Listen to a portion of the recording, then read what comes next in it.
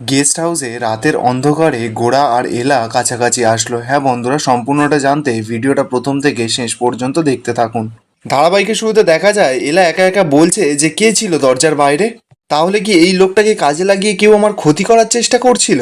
এরপর এলা দেখতে পায় যে লোকটার পকেটে 2 বান্ডিল মোটা মোটা টাকা। এলা টাকাগুলো হাতে নিয়ে বলছে যে একজন সাধারণ গেস্ট হাউসের কর্মচারীর পকেটে এতগুলো টাকা, এতগুলো টাকা থাকার তো কথা নয়। তার মানে আমার সন্দেহটাই ঠিক, এই লোকটাকে কাজে লাগিয়ে কেউ আমাকে অজ্ঞান করার চেষ্টা করছিল।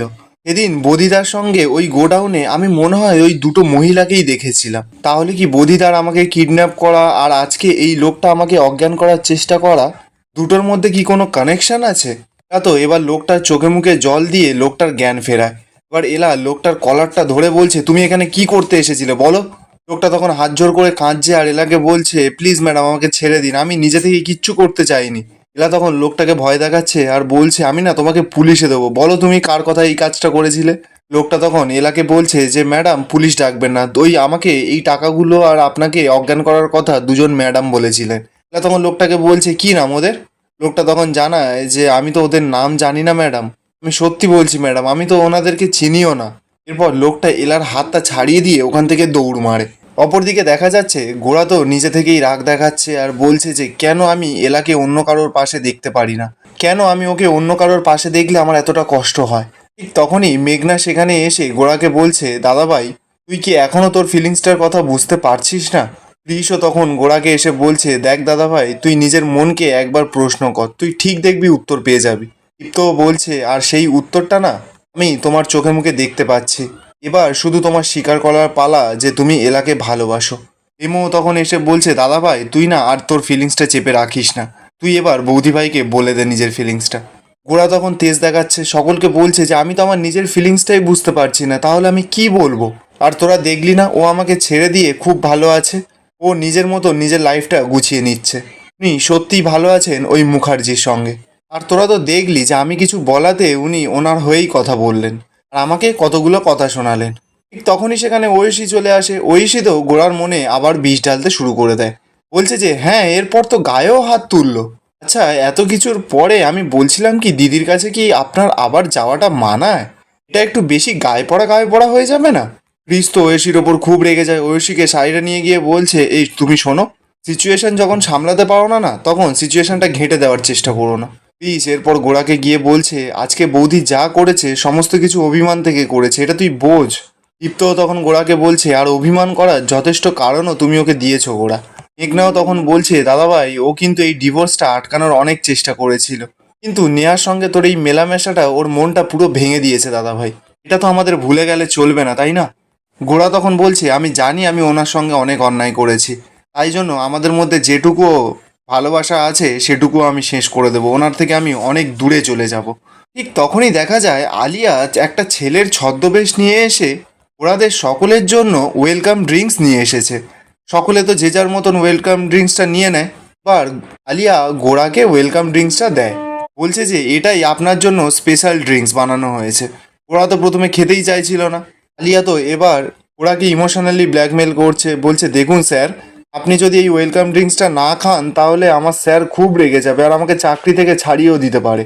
এরপর গোড়া তো আলিয়ার থেকে ওয়েলকাম ড্রিঙ্কসটা বাধ্য হয়ে নিয়ে নেয়। এবার যখনই খেতে যাবে সঙ্গে সঙ্গে তো এলা এসে গোড়ার হাত থেকে ওয়েলকাম ড্রিঙ্কসটা নিয়ে নেয়। নিয়েই বলছে যে আপনার লজ্জা করছে না, আমাকে কিডন্যাপ করানোর জন্য লোক পাঠিয়েছিলেন, এখানে বসে বসে এখন মজা করে শরবত খাচ্ছেন আপনি? গোড়া তো এবার কথাটা শুনেই চমকে যায়, বলছে কি কিডন্যাপ? এলা তখন গোড়াকে বলছে, আপনি না একদম নাটক করবার চেষ্টা করবেন না, যাকে কিডন্যাপ করতে পাঠিয়েছিলেন সে নিজের মুখে স্বীকার করেছে মিস্টার সেন। ও বলেছে যে আমাকে তুলে নেওয়ার জন্য ওনাকে কেউ যেন টাকা দিয়েছিল। বিক্রমবাবু তখন এলাকে এসে বলছে, সে কি, আপনাকে আমি 2 মিনিট ছেড়ে গেছিলাম তার মধ্যে এত কিছু হয়ে গেছে, সে এখন কোথায়? এলা তখন বলছে সে পালিয়েছে, কিন্তু উনি বলে গেছে যে দুজন ওনাকে টাকা দিয়েছিল আমাকে কিডন্যাপ করার জন্য। বিক্রমবাবু তখন এলাকে বলছে যে আপনার তো একজনই মাত্র মেয়ে শত্রু হতে পারে, সেটা হচ্ছে মিস্টার সেনের উডবি ওয়াইফ। ওরা কত কথাটা শুনেই অবাক, বলছে এখানে নেহা কি করে আসবে? এবার আলিয়া তো দূর থেকে দাঁড়িয়ে দাঁড়িয়ে সেই সমস্ত কিছু দেখছে, ও বুঝতে পারছে যে ওর প্ল্যানটা মনে হয় এবার ভেস্তে যাবে। তাই জন্য ও সামলানোর জন্য ওখানে গিয়ে এলাকে বলছে, ম্যাডাম প্লিজ স্যারের ড্রিঙ্কসটা দিয়ে দিন। এলা তখনই আলিয়াকে বলছে, কই স্যারের জন্য ড্রিঙ্কস এলো, আমাদের জন্য তো কই এলো না। তাই আমাদের জন্য যখন আনা হয়নি, এখন আমি এই ড্রিঙ্কসটা আমি একাই খাবো। এই বলেই শরবতটা পুরো একাই এলা খেয়ে নেয়। এলা তো ড্রিঙ্কসটা খাওয়ার কিছুক্ষণ পরেই সঙ্গে সঙ্গে তো এলার মাথাটা ঘুরতে থাকে, এলার পা হাত পা যেন কেমন করে টলতে থাকে। আসলে এলার পুরো নেশা হয়ে গেছে।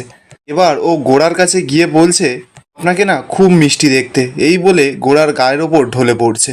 গোড়া তো এলাকে ধরে নিয়েছে, এলাকে ধরে বলছে যে আপনি এসব কি করছেন। এলা তখন বলছে, যেটা আমাকে অনেকদিন আগেই করার কথা ছিল সেটাই করছি, আমার মিস্টার বর। এই বলেই গোড়াকে জড়িয়ে ধরেছে এলা।